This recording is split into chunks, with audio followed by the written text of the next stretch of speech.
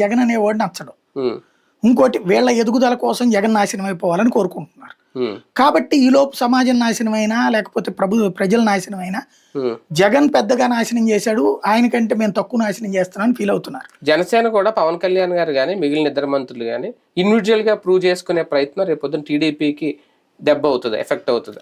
Already వాస్తవంగా ఏంటంటే వీళ్ళ ఫైల్స్ కూడా వాళ్ళు మానిటరింగ్ చేసే దశ వచ్చేటప్పటికి వీళ్ళు ఇండివిజువాలిటీ మెయింటైన్ చేయడం బిగిన్ చేశారు. అది పవన్ కళ్యాణ్ గారు కూడా ఒప్పుకోవట్లేదండి. అదే ఆ ఫైల్ చూడడానికి వాళ్ళు ఎవరని కూడా అన్నారు ఇంతకు ముందు. ఇండివిజువాలిటీ మెయింటైన్ చేస్తున్నారు. అయితే పవన్ కళ్యాణ్ విషయంలో ఏలు పెట్టట్లేదు కానీ ఈవెన్ ఈయనకి వచ్చే నిధులు అయితే పూర్తిగా ఇవ్వట్లేదు. వచ్చిన దాంతో ఈయన కూడా సాటిస్ఫై అవ్వాల్సి వస్తుంది.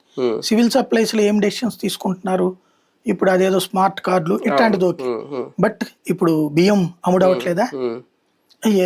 నాదెళ్ల మనోహర్ స్టేట్మెంట్ అప్పుడప్పుడు ఇస్తూ ఉంటారు కదా, అప్పుడప్పుడు స్టేట్మెంట్ ఇస్తా ఉండి సంతృప్తి పడుతుంటారు. కందులు దుర్గేష్ పాపం సిన్సియర్ గా పనిచేస్తున్నారు, కాకపోతే ఆయన టూరిజం డిపార్ట్మెంట్ ఇవన్నీ కూడా ప్రైవేట్ వాళ్ళకి ఇస్తుంది. ఎవరు ఇప్పుడు ఆలోపం ఎవరిది? మరి ఏం ఆపినట్టు?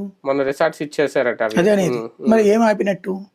బేసిక్ గా వీళ్ళిద్దరి విషయాల్లో పేరుకి మాత్రం స్వేచ్ఛ ఉన్నదే తప్పించి డెసిషన్స్ పైనుంచినే నడుస్తున్నాయి.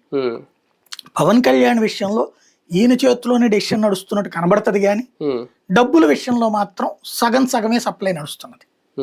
అది కానీ కొంతవరకు బాబు గారు అలర్ట్ అవ్వాల్సిన సందర్భం వచ్చిందా?